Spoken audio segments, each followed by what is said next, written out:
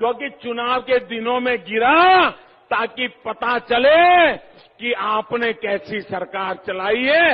इसलिए भगवान ने लोगों को संदेश दिया है कि आज ये ब्रिज टूटा, कल ये पूरा बंगाल ऐसे ही खत्म कर देगी, इसको बचाओ, ये भगवान ने संदेश भेजा। चुनाव के दिनों में गिरा ताकि लोगों को पता चल सके कि आपने राज्य में कैसे सरकार चलाई है। भगवान ने इस ब्रिज के जरिए लोगों को संदेश भेजा है कि आज ये ब्रिज टूटा है, कल इसी तरह पूरा राज्य खत्म हो जाएगा। अगर आपको याद ना हो तो हम आपको याद दिलवा दें कि कुछ इसी तरह के शब्द थे हमारे देश के प्रधानमंत्री नरेंद्र मोदी जी के, जब पश्चिम बंगाल में चुनाव से पहले फ्लाईओवर गिरने का मामला सामने आया था।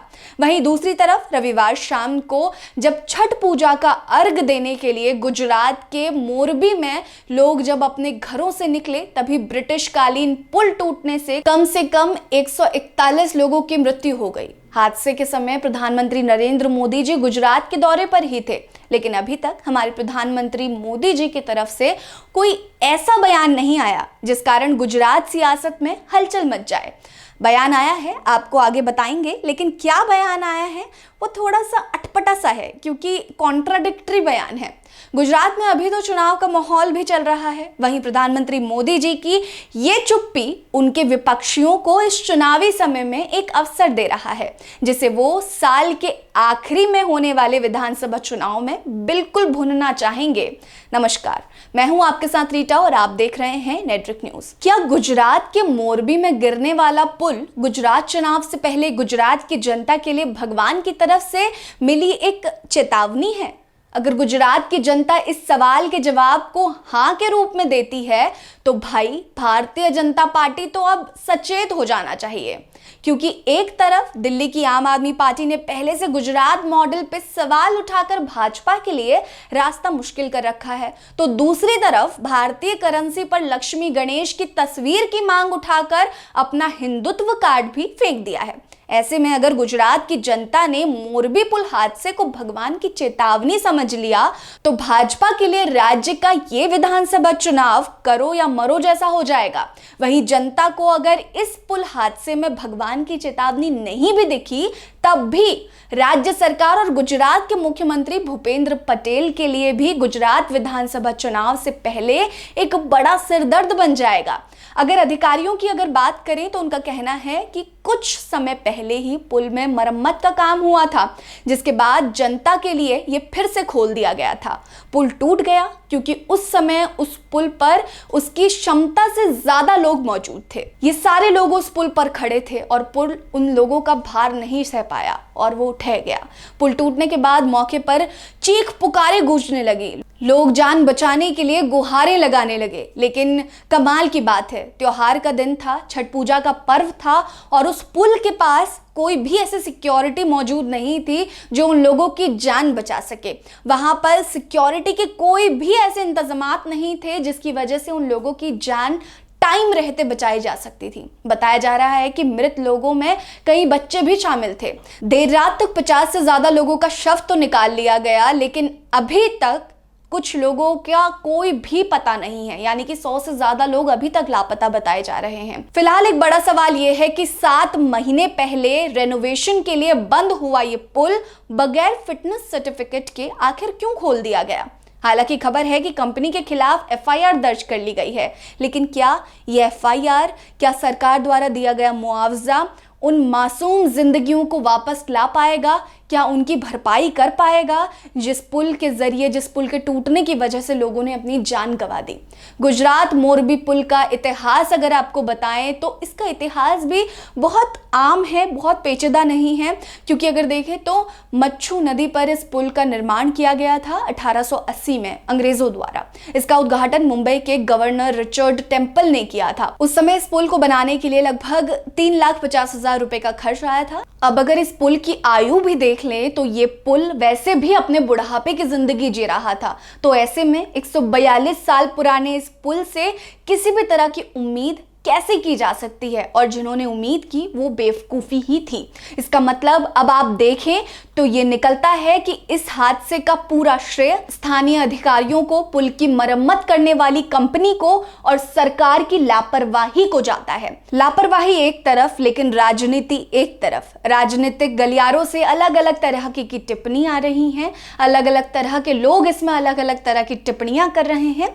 जैसे कि हर्ष संघवी जो गुजरात के गृह मंत्री हैं, उन्होंने कहा है कि वारदात के खिलाफ गैर इरादतन हत्या और जानबूझकर मौत का कारण बनने के आरोप में मामला दर्ज कर लिया गया है। संघवी ने जांच का आदेश देते हुए कहा कि जो भी इसके जिम्मेदार पाया जाता है उसके खिलाफ कार्रवाई की जाएगी।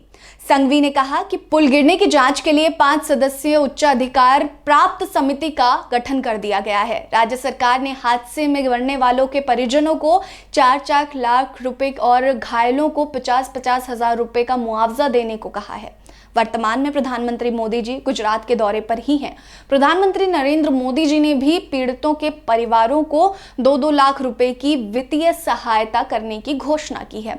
सरकार तो इस चुनावी समय में मुआवजा और जांच की बात करने में लग गई, लेकिन पुल गिरने के इतने समय बाद भी किसी की जवाबदेही तय ना कर पाना क्या कोई सही बात है? दूसरी तरफ देश भर की सारी विपक्षी पार्टियां और खास करके दिल्ली के मुख्यमंत्री अरविंद केजरीवाल और कांग्रेस के तमाम नेता भाजपा पर हमलावर दिख रहे हैं। अगर इंसानियत की बात करें तो किसी भी सरकार या विपक्ष को आपदा या फिर किसी भी तरह के हादसे पर राजनीति नहीं करनी चाहिए, पर यह चीज राजनेताओं को कौन ही समझा सकता है। आज देश की अन्य पार्टियां मोरबी के मच्छू नदी पुल पर हुए हादसे को लेकर भाजपा सरकार को घेर रही है। वहीं ऐसे हादसों पर आरोप प्रत्यारोप के खेल की नींव तो भाजपा ने ही कोलकाता फ्लाईओवर हादसे के दौरान रखी थी। इस समय प्रधानमंत्री मोदी जी ने गुजरात के ही एकता नगर से कहा है कि मैं एकता नगर में हूं, लेकिन मेरा मन मोरबी पीड़ितों के साथ है। प्रधानमंत्री का यह बयान गुजरात हादसे के दृष्टिकोण से तो भावुक है, लेकिन राजनीति में तो वर्तमान से ज्यादा इतिहास के मायने होते हैं। ये चीज भी देश को भाजपा ने ही सिखाई है। एक तरफ जहां प्रधानमंत्री मोरबी पुल हादसे पर भावुक दिख रहे हैं, वहीं उनके विपक्ष कोलकाता हादसे के समय प्रधानमंत्री द्वारा दिए गए भाषण को सोशल मीडिया पर खूब वायरल कर रहे हैं, जिसमें प्रधानमंत्री मोदी जी खुद कहते हुए दिख रहे हैं कि ये एक्ट ऑफ गॉड नहीं है, ये एक्ट ऑफ फ्रॉड है। ब्रिज टूट गया तो क्या कहते हैं ये लोग? ये कहते हैं ये तो एक्ट ऑफ गॉड है। दीदी, ये एक्ट ऑफ गॉड नहीं, ये तो एक्ट ऑफ फ्रॉड है, फ्रॉड। ये एक्ट ऑफ फ्रॉड का परिणाम है। ये एक्ट ऑफ गॉड तो उस मात्रा में जरूर है क्योंकि चुनाव के दिनों में गिरा ताकि पता चले कि आपने कैसी सरकार चलाई है। इसलिए भगवान ने लोगों को संदेश दिया है कि आज ये ब्रिज टूटा, कल ये पूरा बंगाल ऐसे ही खत्म कर देगी, इसको बचाओ, ये भगवान ने संदेश भेजा। दिग्विजय सिंह ने प्रधानमंत्री से सवाल पूछते हुए लहजे में कहा, मोदी जी, मोरबी के पुल की दुर्घटना एक्ट ऑफ गॉड है या फिर एक्ट ऑफ फ्रॉड है? 6 महीने से पुल की मरम्मत की जा रही थी, इसमें कितना खर्च आया? 5 दिनों में ही पुल गिर गया। गुजरात में 27 साल से बीजेपी की सरकार है, क्या यही है आपका विकास मॉडल? वहीं कांग्रेस के महासचिव रणदीप सुरजेवाला ने हादसे को मानव निर्मित त्रासदी बताया है। अब गुजरात चुनाव से पहले यह हादसा पार्टियों के बीच का मुद्दा तो बन गया, लेकिन ये छठ पूजा के दिन का पुल हादसा गुजरात में 27 सालों से चल रही भाजपा यानी कि 27 सालों से जीत रही भाजपा सरकार पर बहुत सारे सवालिया निशान भी छोड़ते दिख रहा है, क्योंकि 4 दिन पहले तक ये पुल 6 महीने से बंद था। इसके मरम्मत का काम चल रहा था। 2 करोड़ की लागत से पुल के मरम्मत का काम पूरा हुआ था, जो इस पुल के बनाने की राशि से कई गुना ज्यादा है, लेकिन पुल केवल 4 दिन में ही टूट जाता है। सरकार पर यही सारे सवाल खड़े होते हैं। क्या ये करप्शन नहीं है? क्या ये चीजें ऐसी नहीं हैं जिसे आप एक्ट ऑफ गॉड ना कहकर एक्ट ऑफ फ्रॉड कहें? ये सारे सवाल सरकार पर बन रहे हैं। खैर, आपको क्या लगता है? राजनीति से परे इंसानियत होती है। गुजरात में इतने लोगों ने अपनी जान गंवा दी, आप इस पर क्या कहना चाहते हैं? हमें कमेंट सेक्शन में कमेंट करके जरूर बताइएगा। बने रहिए हमारे साथ। नमस्कार। आप देख रहे हैं नेटरिक न्यूज, साहस सच कहने का।